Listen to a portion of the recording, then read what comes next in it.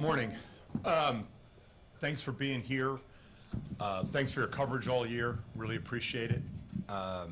It's great working with you guys once again, and we'll just open it up to questions. Neil, do you kind of feel a little vindication in being steadfast with the roster and kind of bringing the team back intact, sticking at the core? Yeah. Vindication's a word, proud is a word. I think we did. I think we went through a little bit of a storm last year, the way things ended. And we had to be resolute, in our commitment to the core of the roster and the coaching staff and everything else. And, we did our due diligence to kind of see what went wrong. And once we reconciled that, the errors that I committed and the errors that, basically resulted in the sweep were fixable, we were content to kind of move forward with the group. And I do think there's some vindication with showing that kind of a consistency that model works. How would you describe the path before you as far as the summer and altering the roster? So we're going to go from consistency in the Western Conference Finals to have to alter the roster? Look, we have some guys that have some, contract status that'll have to be dealt with. You guys are aware, some of the local guys, we did a little cap seminar as far as what rights we have to certain free agents on our roster. But, I guess the one thing I would say, Jason, is I think if this year proved anything with the acquisitions of Rodney and Ennis, right, in February, that roster building is a fluid process. Everyone wants everything to be done on July 1st at midnight. It doesn't necessarily work that way. We had opportunities to add quality guys like Seth, in free agency with limited tools. We went into the season, counting on internal development, but we remained opportunistic. And like I said, who would have projected in July that we would end up with two starting quality players at positions of need at the trade deadline and in the buyout market, which we've never utilized before. We've just never had that opportunity before.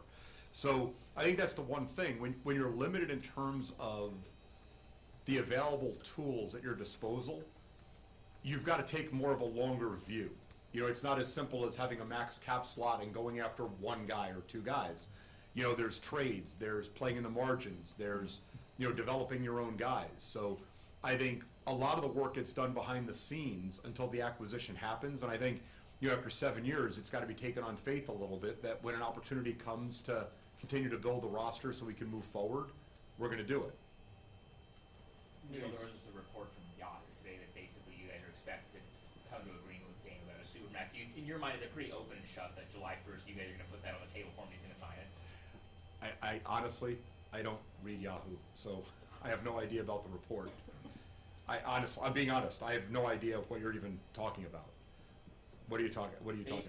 Basically that you guys are expected to come to an agreement with Dame about the supermax. Well, I'm not going to talk about contract terms, but clearly, I don't think anybody in this room is surprised about how integral Damian is to the future of the team. So, but I'm not going to discuss contract terms. As you know, we don't even know if he's eligible for the supermax for another 2 days. You can roll your eyes. We don't, do we? If we do, let Adam know, because I think he'll be a little bit upset that we're putting the cart before the horse. But let's at least see what he's eligible for first. And then clearly, Damian is probably the biggest off-season priority. Kind of along those lines, can you speak to the job that Terry did, and is there any plans to extend him? He has already been extended. When did that happen? About 20 minutes ago. Wow. All right. Lunch is on Terry. Length of the contract. It's cold No, pizza in the meeting room. That's a Terry lunch. There we go. The contract length will be in the formal release. I just want to at least get you guys the information based on the fact we've reached an agreement. Terry, your thoughts? There you go. Now, by the way, the only reason I did this was to shift the focus onto him. No, obviously I'm pleased. I'm pleased with the season. I'm pleased that we came to an agreement. I'm very happy here. I'm happy with the team. This year was probably the most enjoyable year as a head coach as far as the group of guys that we had. And, personally, we've kind of gone through peaks and valleys over my tenure, and this is another peak. So I couldn't be more happy that things have turned out the way they have personally and for the team. Specifically, what do you like win every year. You know, Winning is important. We talk culture all you want. You got to win.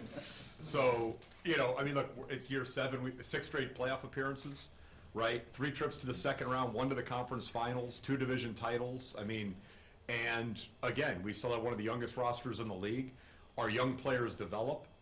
You know, there's a great partnership, you know, and you do have to win. But I think, you know, we saw this in the past. I mean, friends of Terry's and mine that won, and because of extenuating circumstances that went beyond the win-loss record, guys weren't retained. You know, so it goes beyond just wins and losses. It's alignment, it's partnership, it's knowing the organization is moving forward. It's a commitment to a longer-term view that there are priorities beyond just the next game. And I think one of the things, you know, I'm most proud of the coaching staff, wins and losses, you know, that happens. I mean, there's injuries. You know, there's guys that perform at a high level, guys have down years. Everyone that's come through here has gotten better. And at heart, you're hiring a coach to be a teacher. And, you know, as we see the league get younger and younger, there's such a value placed, especially in a market like Portland, where we can't always buy our way out of trouble, on developing our young players and finding reclamation projects and developing them. And I think when you look across the league, I don't know if anybody's had as much success as this staff of second-round picks panning out, guys that have flamed out elsewhere becoming contributing and integral players. And it is a culture and it's a style of play. And that consistency, you know, when you asked, you know, Jason, a little bit about going forward, that's important. You know, I don't know that if we didn't have this consistency here, that we get Rodney Hood to give up his bird rights, that we get Ennis Cantor to come in a buyout, and then once they came, that they would flourish. So I think the consistency that we have in terms of the kind of players that we acquire, the discipline that we have to know who will and won't succeed here, and in trusting the coaching staff that when we acquire guys that fit what we do on and off the court, they're going to be successful and their abilities are going to be maximized. What about his staff, Neil, and their contract situation? Well, look, I think you see the value of that, one, in the player development. You see how engaged the players are that may not even be in the rotation. And the fact that, look, you've got David Vanterpool and Nate Tibbetts consistently getting head coaching interviews, and one or both are eventually, when the right fit comes, are going to be head coaches in this league. We get great contributions from Dale Osborne, Jim Moran, John McCullough, John Yim. So I think everybody brings a different skill set to it. But what I look for is engagement. You know, one of the things in the NBA, players give you permission to coach them. And I've never seen a player come through here that was reluctant to be coached by any of the guys on our staff. And that's why they've had an opportunity to get better. Have they been extended as well? Not yet. And that's We still have guys that are interviewing for head coaching jobs. So when that process plays out, we'll address the assistants. Terry, you hope to bring back the staff intact, though. Yeah, I do. Yeah, I mean, all the things Neil just said about our staff, it is a group effort, and everything that they do to be part of it and make our team better. So yeah, I hope everybody's back in a way, but like you said, David and Nate have been interviewing, so for me at this stage of my career, if I can have a coaching tree, that would be pretty cool too. Hey, Coach, what made this a special group for you to coach this season? Can you put your thought on that? Well, it's top to bottom, they're just all good guys, and for the most part, it's been like that every year that I've been here. But there was just, I think, having gone through what we went through last year in the playoffs, there was a determination throughout the year. There was a belief throughout the year, but they got along. There was rarely, if ever, was there any pushback on anything that we wanted to do. Coming into the gym every day, guys were on time. They're coachable. They had a good time. Jason wrote a good article today about just different things that happened throughout the year that made it memorable. And there was no drama. You hate to lose a game, but everybody gets a little disappointed when there's a rough patch, but you get through it. And it's just kind of an unwavering consistency about our demeanor every game. every practice, whatever. Neil, a couple players mentioned the ownership situation and kind of roped that in with how things were a little unsettled heading into the summer. Can you address where things stand with that and You mean last summer or this summer? this summer Nothing's unsettled. from an ownership standpoint? Nothing. You know, Jody's our owner. She's been fantastic in terms of her engagement. I mean, I know you guys have seen her at games. You know, she's addressed the team when we've asked her to, you know, after each series. I mean, she was really emotional after the OKC series. I think that was the kind of validation, you know, knowing, you know, how much Paul believed in the core of this group, but wanted to make sure we were on the right track and to see it come to fruition. And then last night, I think at a time when we were all a little bit broken, you know, I mean, look, it's hard. You know, the narrative will be sweet, but we had double-digit leads in 3 of the 4 games. I mean, we had leads in the fourth quarter. But that's why they've been to 5 straight finals, and they're the 3-time defending champion. I mean, they can do it for 48 minutes every single night when they need to, and it's something we're going to have to learn, you know, going forward. That you just can't have lapses against a team like that. But Jody stepped up and spoke to the team in a way that I think resonated with everybody and struck a chord with all the players and staff, and everyone was there, that, you know, she has our back. She has a vision for the franchise. She believes in the group. She cares about the players. You know, as much the magnitude of what she has had to take on in, you know, after our loss of Paul, but the fact that at a time when we needed, you know, ownership to show solidarity with front office and coaching staff and business division, she was there for us. And, you know, as evidenced by today, you know, Joe, I mean, you know, I had kind of softened the beach a little bit throughout the process with Jody, but, you know, immediately I made a recommendation to Jody about Terry, and she signed off on it right away.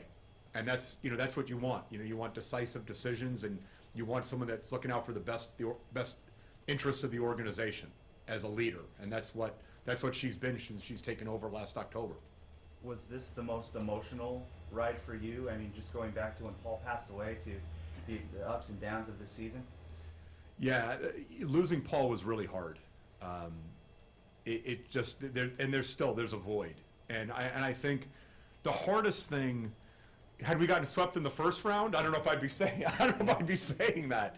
But, you know, the fact that Paul cares so much about this team and the league and to win, and there was always something in each series, you know, that I looked at. Mm-hmm. You know, what it meant to beat OKC, and then, you know, he and Stan Kroenke were good friends and partners in the NFL as well, and to play Denver in, you know, to 7 games, and, you know, then to play the defending champs, and then to see how different guys that he believed in at different points in their career step up. It was hard for me to watch and have him miss that. It really was. It was difficult. But I would actually say that from an emotional standpoint, the OKC series was the most emotional, because it was validation and it was vindication for keeping the group together. Mm-hmm. You know, we were an underdog, you know, going into that, and, you know, everybody bet against us, and, you know, we came out in 5 games, and Dame had a historic performance, and probably what will go down as one of the most iconic moments in playoff history. So that was really emotional for us, because it proved that last year's playoffs were the fluke, not last year's regular season. Terry, given what Myers showed you in these last 2 games, does it change the way you look at him, the way he fits in moving forward? You don't have Nurkic probably to start the season next year. Where does he fit in?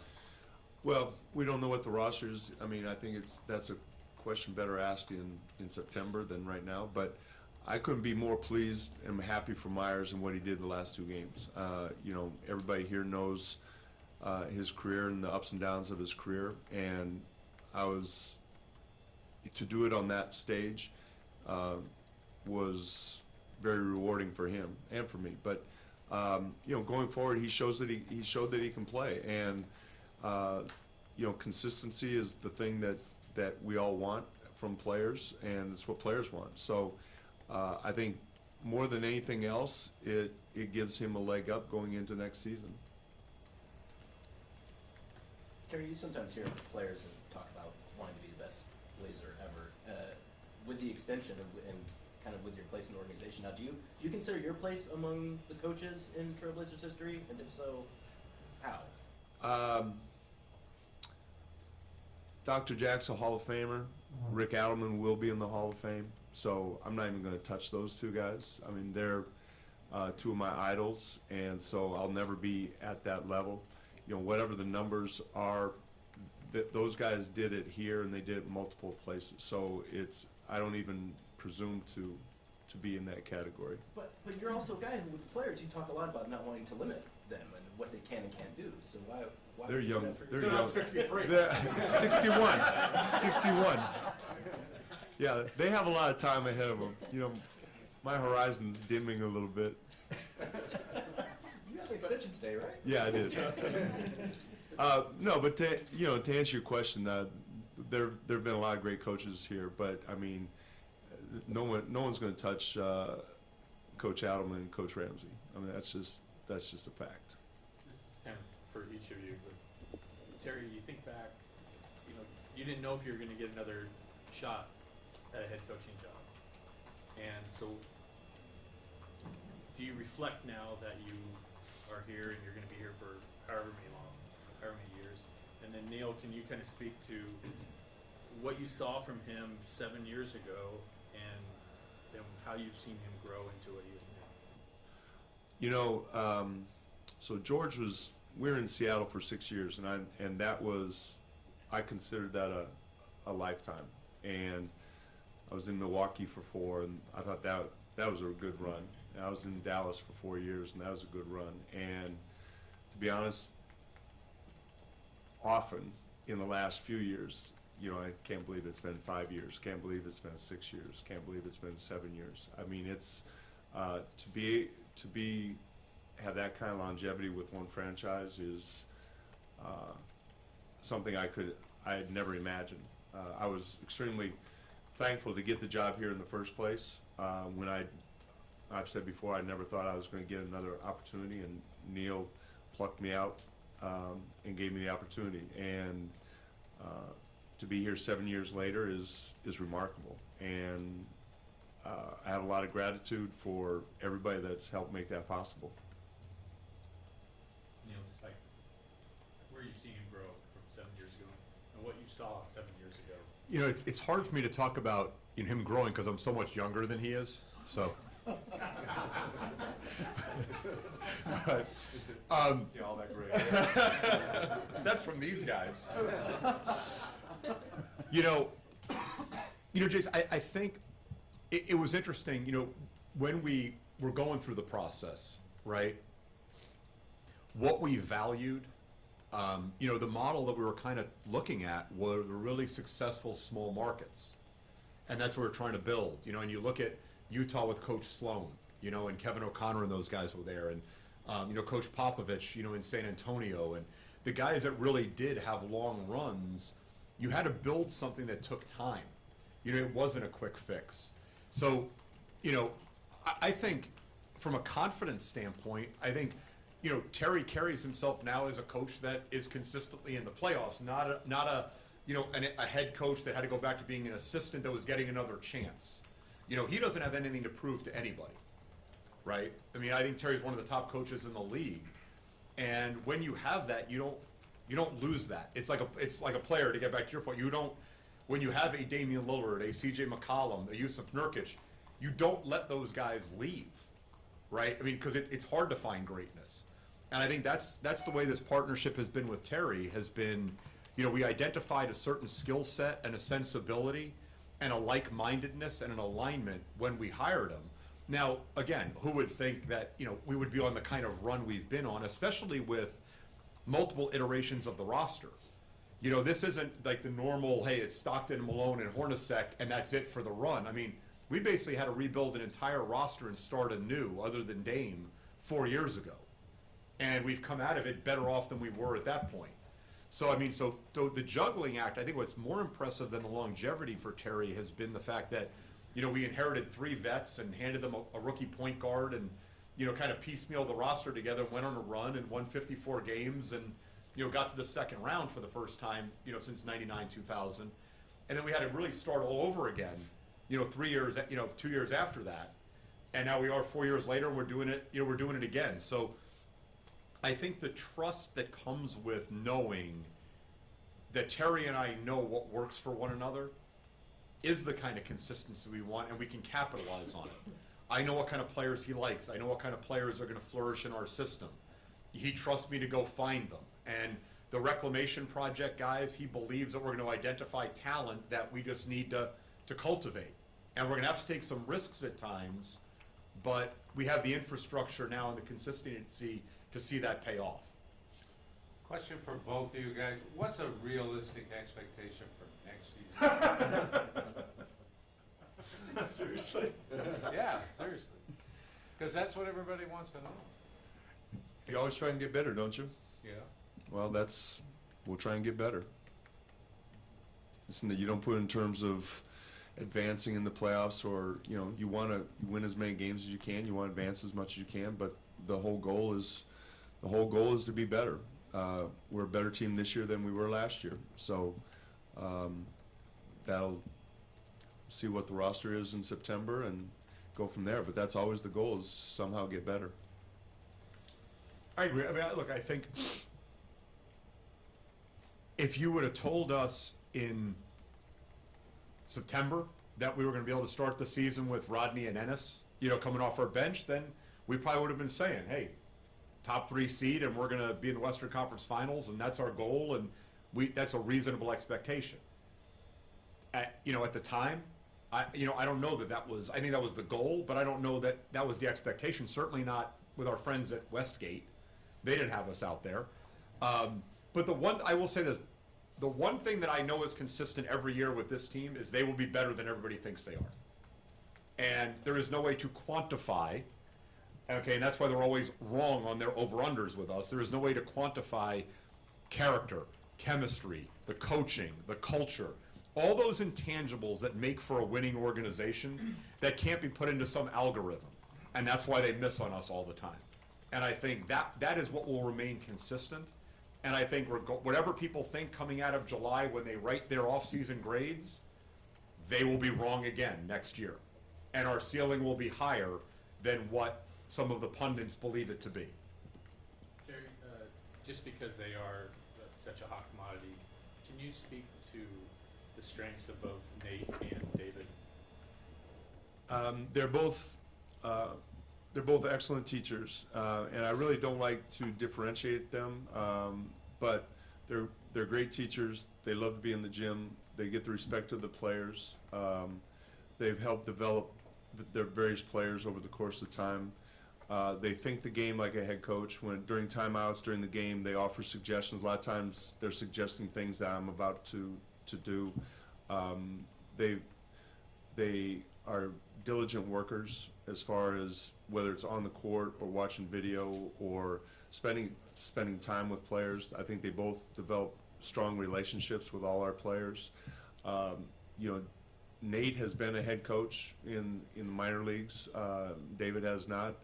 I think they have other strengths and one of the things I like personally for them on my staff is they complement each other with their strengths. But as I said, they're both. Well, Neil said they're both ready to be head coaches. It's just whenever that opportunity comes, and that's what's exciting. But they, to me, they are both what you're looking for in a head coach. From a leadership standpoint, relationship standpoint, communication, they're both very good communicators. So, I'd like to be effusive in my praise of them both.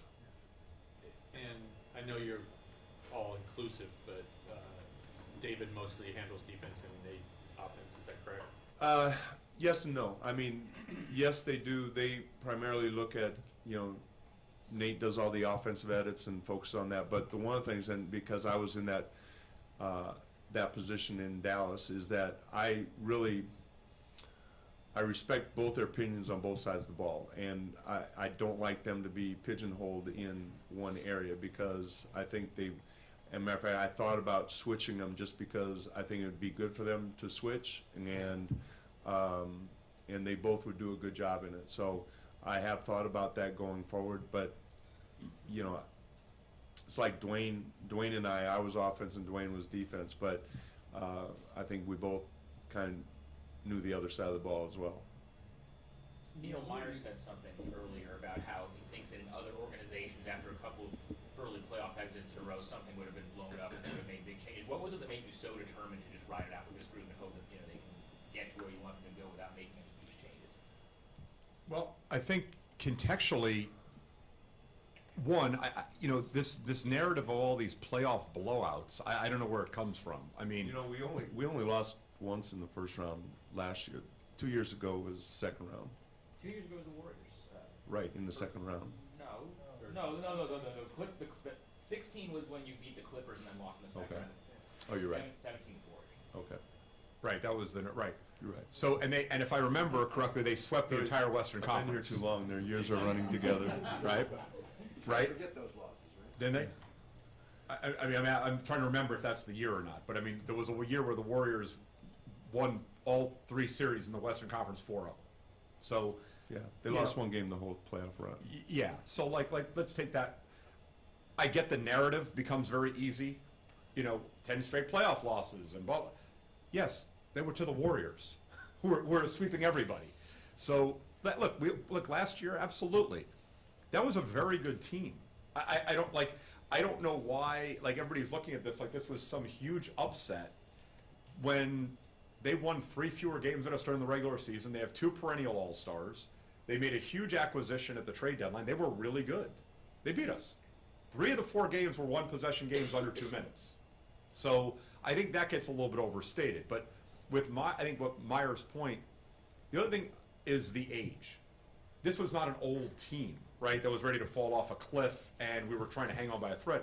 We still had one of the youngest rosters in the league. I think we're the youngest roster in the playoffs last year. So I think part of it was we knew there was internal development left among our guys. Dame was resolute in his opinion, which was when you come out of something like this, you're going to come out of it stronger. And I think you can look at it 2 ways. You can bemoan the failure of that playoff series after a 49-win season, or you can use it to know where the pitfalls were. And, one of the things Dame said to me after we beat Denver, and he said, I told everybody we were coming to the Western Conference Finals, and he said, I kept telling everybody, when you go through something like we went through last year and everything we had to live with, right, in the wake of that, you come out of it stronger and you don't let it happen again. And that's one of the things we're really blessed to have, is to have a voice like that in that locker room. Because one of the things I think that's understated, from Myers' perspective, is if there had been a lot of backbiting and grousing and finger pointing in that locker room, right, in that ecosystem, we maybe don't come out of it, right? We don't come out of it saying we're keeping this group together. You know what I mean? Like if there had been people if it had been started to fracture, and you started getting different agendas, and we never did. I mean, and a lot of that is a testament to Dame's leadership, that it galvanized that group. And that's why we were very judicious about who we brought in. And if you notice, the model kind of stayed the same, right? Seth Curry had been out for a year, had something to prove. Trade deadline, right? Rodney had gone through a really difficult time in the playoffs on an individual basis on their trip to the finals the year before in Cleveland. They were in a directional shift, right, when we got him. Confidence wasn't that high. Ennis, right, goes from going to the finals with OKC to, he's playing on another team with a directional shift in terms of what their values were, and he gets new life. So, if you look at it, what we added to our group were like-minded guys that were no different, right? It's kind of the same situation we got Nurk in when we acquired him. And, the undervalued guys like Farouk and Harkless when we got them. And that's kind of what our model is becoming. You know what I mean? Is that we're becoming a place where, I think you've probably seen the comments Ennis has had about the organization and Rodney and, how much it's meant to them, the experience they had here. Those are the guys we try to identify. Those are the value signings and the value acquisitions that we think can get back to where they were in terms of potential as players. So I think that's one of the things that's getting lost in this. It wasn't just me making recommendations to Paul believing in the group, Paul believing in Terry, having the support of Bert Cole to understand that, hey, we're not going to overlook and overreact to a playoff loss after the kind of regular season we had, but what do we need to do with the roster and our approach to ensure that when we get to the playoffs, we're ready to make a run and compete, that it's not just regular season success. But I think part of that is that locker room never lost faith. And that's a testament to Dame, and it's a testament to CJ, that they really believed in the group of guys. They knew where we needed extra support, but had they fractured and gone off the reservation, I don't know that we could have pulled it back in. And I think that's a fair question. Coach, Neil, what's the plan for Nurk this summer? He's got, Kendra's doing an unbelievable job, with Jess and the group. She worked with him throughout the playoff run. It's continued rehab for him. We'll keep trying to hit all these benchmarks. He's in a great spirit now. I think you guys have seen him. I think it was a tough month or so for him, being away from the team, but he's making great progress. I mean, the guys that I've had that have come back during the playoffs from my staff can't believe where he is relative to what they saw only 4 weeks ago. But look, he is a core piece to this roster. He's a foundational piece going forward, and we're gonna drive him, but knowing we are going to do what's best for Nurk on a long-term basis in terms of his recovery and his timeline. So there is no timeline, no timetable for his... Not right now. I mean, there are benchmarks, Kevin, in terms of what he, when he needs to accelerate, when he would get back on the court, when he would start, doing basketball-related activities. But right now, like I said, we're in the strengthening mode, right, getting his functional movements better. And like I said, we'll have updates for you guys throughout the offseason whenever he meets those benchmarks and we adjust the timeline. Is he ahead of schedule? I mean, just seeing him walk around like that, it's kind of something that everybody talks about. I think it's subjective. I mean, I think, like Terry said, there's peaks and valleys for teams. There are going to be peaks and valleys. I mean, he's going to hit some roadblocks at times in terms of when the next one comes. Thankfully, so far to date, he's on a great trajectory in terms of return to play. But, he's only 24 years old. So, like I said, he's a foundational piece going forward. He's on a long-term deal, and we're not going to sacrifice anything in his recovery and his PT just to get him on the court faster. Can you give us a general idea when basketball-related activities? I don't know right now. I mean, like I said, we've been focused on this is the first step, right? Getting him back up and moving, getting the symmetry back between both legs. And look, I mean, when we're doing draft workouts or during free agency, we'll all get together, and if we have an update, we'll let you guys know. Since you mentioned draft workouts, since the team has obviously played later than they have typically, and I know the staffing is different, but where are you guys at in terms of your draft preparation? What time is it? Because I don't have a watch. 2:15. I'm on a 7:30 flight to Phoenix for the first Agent Pro Day. So that's the first step. The Agent Pro Days now have become commonplace. I mean, every single one has one. So this week is Phoenix Wednesday, New York Thursday, Chicago Friday, Vegas Monday, LA Tuesday, Calabasas Wednesday, and then we're back again. So, the agents are controlling basically the post-Chicago pre-draft combine timeline, right, until they've all gotten their pro days in. So once they've concluded, I mean, I think we might have the early stages of workout for May 31st, but it isn't confirmed yet. I wouldn't anticipate a schedule packed with them, Casey. We've got the 25th pick in the draft. We don't have a second rounder. The scope is going to be fairly narrow in terms of the number of guys we bring in. So I wouldn't expect visits, looking at the gap between when we get back, from the Agent Pro Days. The draft is only on the 20th. And most of the first rounders leave on the 16th, right, to go to New York. So it's a really condensed timeline. So agents are being more selective with where they're sending guys, which is why we've got to attend all their pro days. So I would anticipate maybe 3-4 workouts in its entirety, and hopefully out of that group, we're hitting all the guys that are our target prospects. Anthony, Scal, and Gary, and Summerlee, those Yes. would be the guys off your team. We've got to try and repeat, man. That's what Anthony said. Speaking of Anthony, can you speak to his potential, what you've seen from him this year, and He makes the game look easy. I think this was a really good year for him and Gary to see what a good team looks like, what a good team, how they work. They were both very good workers. He's got excellent offensive instincts as far as being able to kind of glide through. He can play point guard in two positions. A lot of times when he was getting in games, he was playing point guard. I think that was a good experience for him. You know, he's gotten stronger. You know, I really don't like projecting out like what you can expect from him, but I think this is a big summer for both him and Gary as far as the work that they put in June, July, August, and you know, we'll see what the roster looks like. But I think anybody who watched him play this year was probably encouraged by what they saw, whether it was in pregame workouts, practice. You guys saw glimpses of him. I think it's exciting about the type of player that he can become. Terry, this was a the SAC game.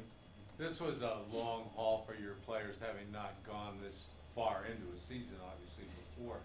Draymond Green talked a lot about one of the games, about load management and how important he thought it was for them.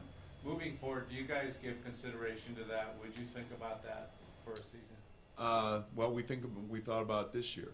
You know, I mean, taking games off is one thing. I thought we did a good job of managing players' load. If you look at Dame and CJ's minutes over the course of the year, it was, Dame's minutes have gone down, I think, almost every year. So this whole thing with load management, we are very, I mean, with all the stuff that we have back in H&P, we're very aware of what every player, what their load is, and what the focus should be as far as their load management. But load management means more than just giving them a game off. Couple more, then we'll wrap it up. Or no more. Terry, did you speak to Jody at all after have you spoken with her since you signed the extension? No. How long is the extension?